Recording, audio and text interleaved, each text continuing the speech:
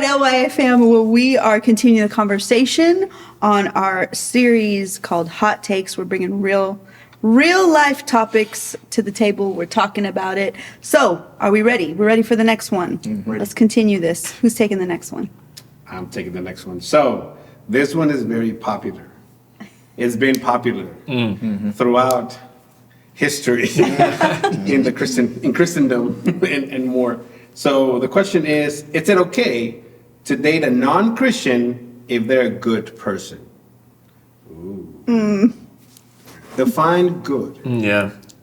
That's the first Good looking is what I think they're saying. Exactly. That's what They I mean. have to be good looking. I mean, you have to be attracted to them. Because you're not going to date an ugly person who doesn't know God, right? Right. Is that the question? I don't think. I mean, I don't know. People be lonely. There has to be an attraction. I mean, There And definitely has to be an Yes. attraction, and there obviously, if the person has maybe good education, good Right. manners, Right. it's Good. You know, that's great. You look that in a person. You look for that in a person, Yeah. for sure.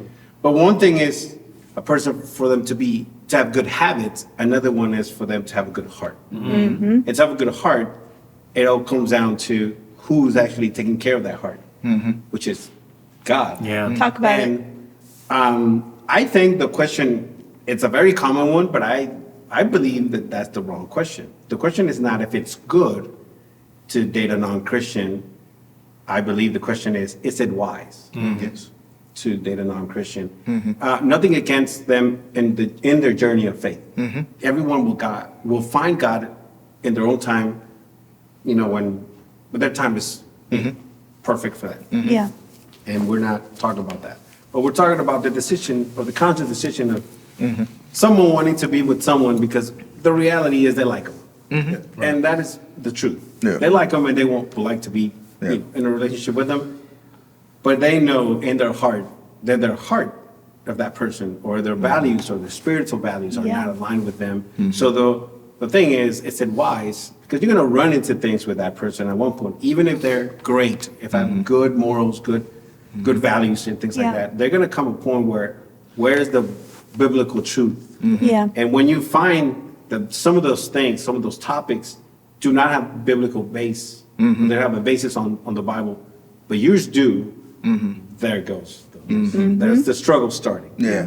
And I'm going to raise my hand and say, I've been there. I've done that. For sure. I don't care if I go into the hot take thing. Yeah, A little missionary dating. I did a little missionary dating at one point.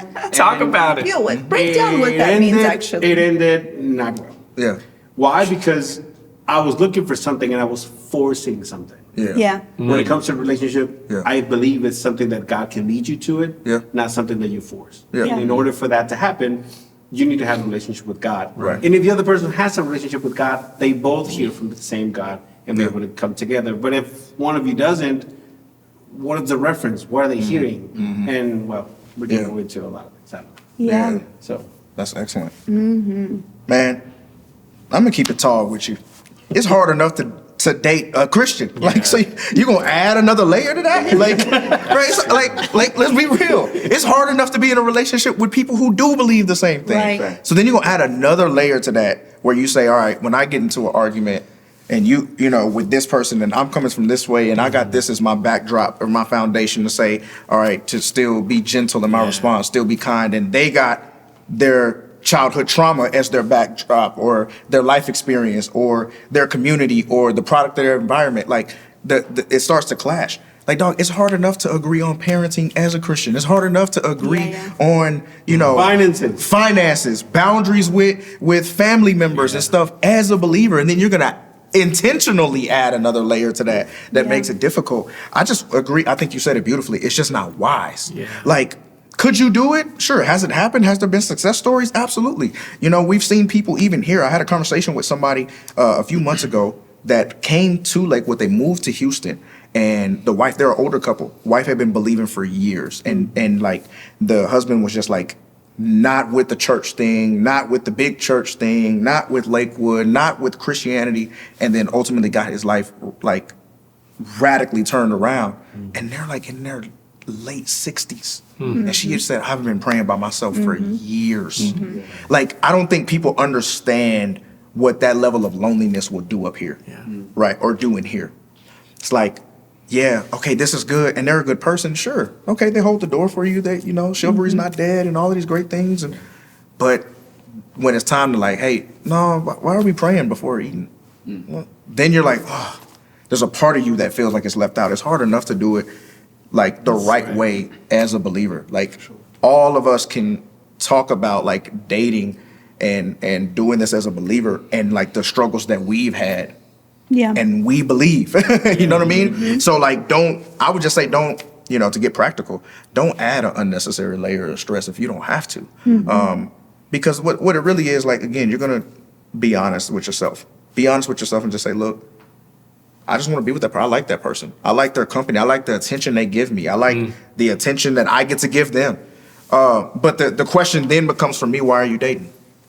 Yeah. Because if you're dating with the goal of creating a future, a legacy, for like our family, like living and being an example of Christ in the church, like if those are your end goals, then like how are we getting there, right? But if you're just like, I'm tired of being lonely, then sure, that's up to you. But I can promise you that that's not going to be the prescription medicine that you need for that symptom. That's right. Right. You're still going to be lonely. It's just going to be a whole different level of loneliness. Yeah. You'll feel alone in a relationship. Yeah. So That's great.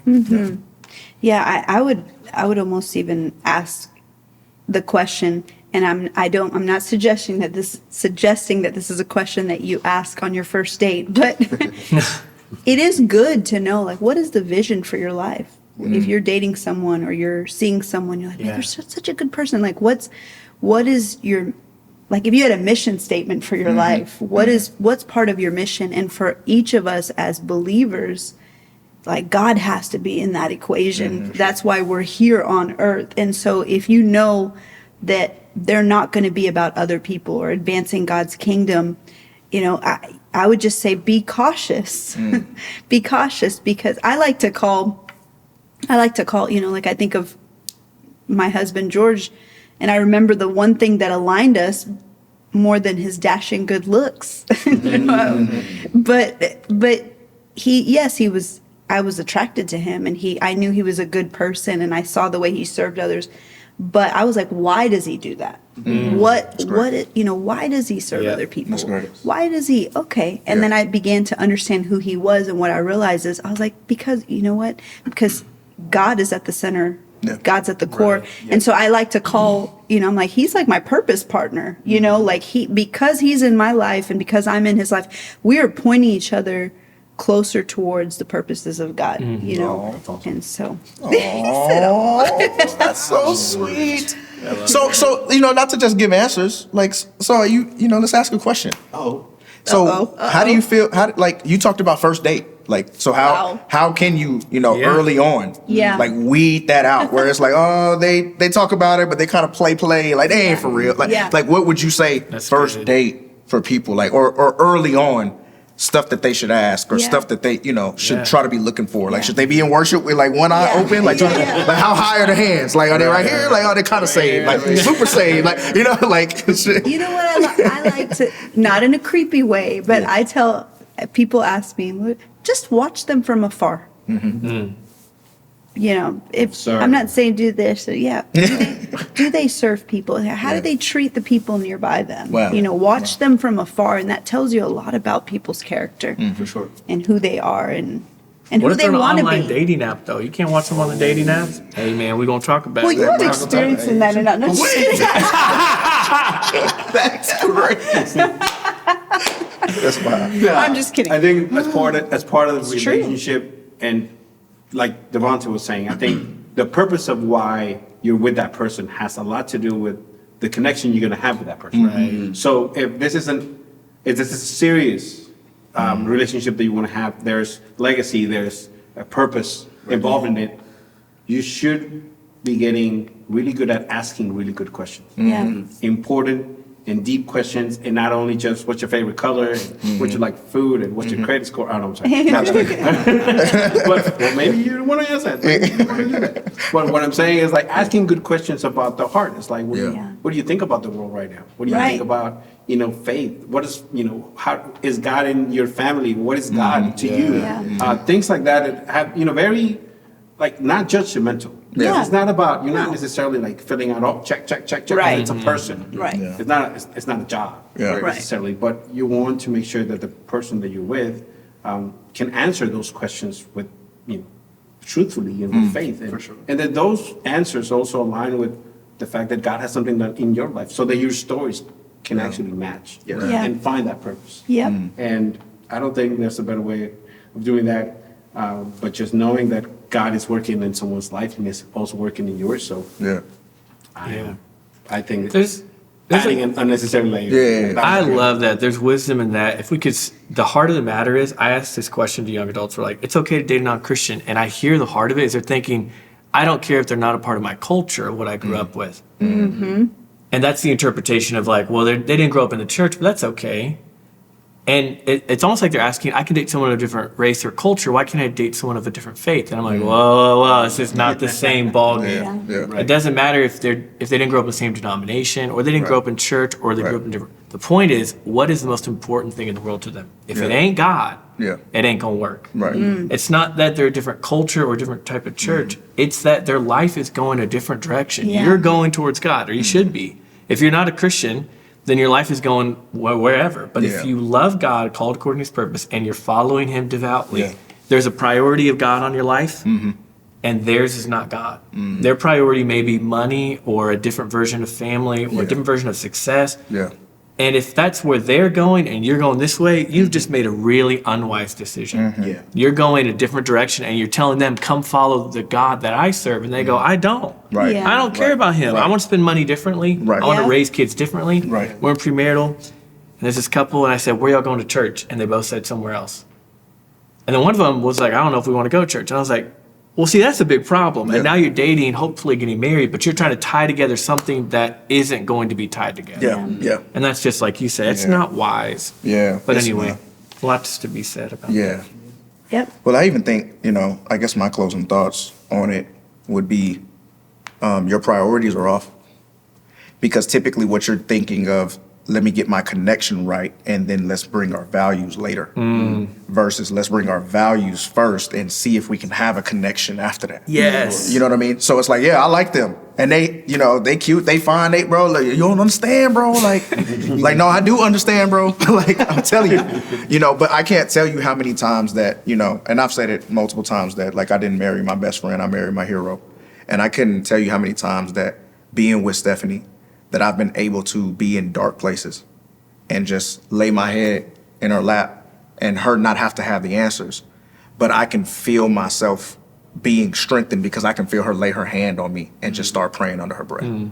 Or I can, know that like she'll send me a prayer, about something specific that I'm going through, or she'll speak life over me, or you see it with the kids and she's, got oil in her hands and holding their heads while they're getting ready for school. Like that stuff matters, for the foundation because the values matter. Yeah. And I do think that, let me say this because, thank you, Holy Spirit.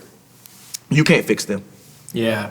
Yep. Most people are only dating that way because they believe that they have all the pieces, and if I'm the right person for them, I'll fix them. Right. That's true. You can't fix them. You can't fix anybody that don't want to be fixed. You can even fix you. You can't fix you. Right. Let's keep it real. You can't fix you. Yeah. Yeah. So how you gonna fix them? Right. So good. don't put that in perspective where you say, all right, if they only this, or if they love me this much, like a person is only going to change when they make the decision to. Right. And it won't be your doing. God himself will not impose on our free will. Who are you? Right. So listen, just make the wise choice. Save yourself some time. Save yourself some counseling with us, you know? You know what I mean? And just find somebody LYA, turn around and raise a hand. And if you're single, we'll give you a second. All right, everybody looking? All right, cool.